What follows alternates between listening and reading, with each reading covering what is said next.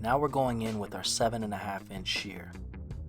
But first I gotta prep the canvas and wet it down and see what it looks like before I can even go in.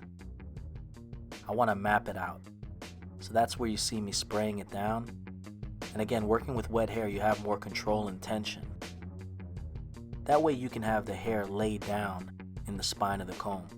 So you want to saturate the hair, you want to part it out, you want to have a nice clean section for you to work. This way you're set up for success.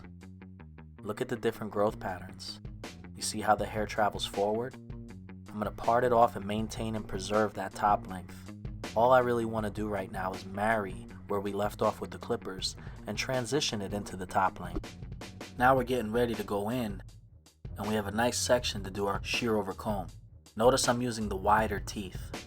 I'm elevating the hair and I'm cutting.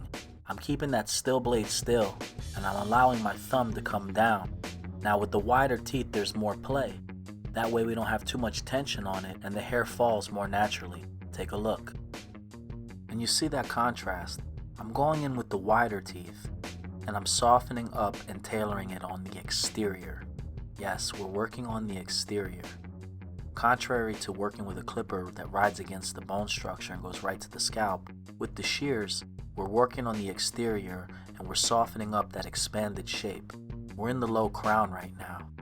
But if I wanted to go in and detail and stretch it out even further, then I can flip my comb around and I can use the fine teeth to go in and stretch it out a little further in the tighter areas.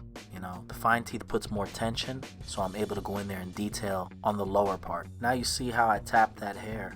I'm flipping it over and I'm using the wide teeth. I'm bracing it in and I'm working my way up and out.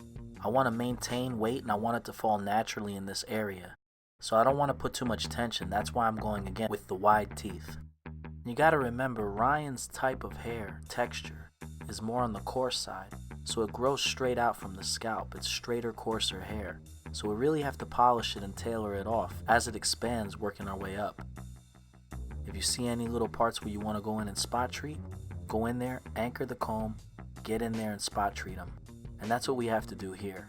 I'm bracing it in. I'm using the wider teeth so it has a little more wiggle room and play.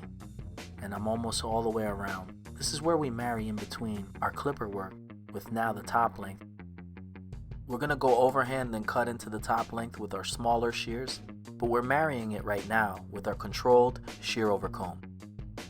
I mean, you use the tools together. Take a look how I anchor the comb and how I operate the shear. I'm using that shear and I'm bracing that hair into the spine. See how I lock it in and I work my way up. This way you have a guide.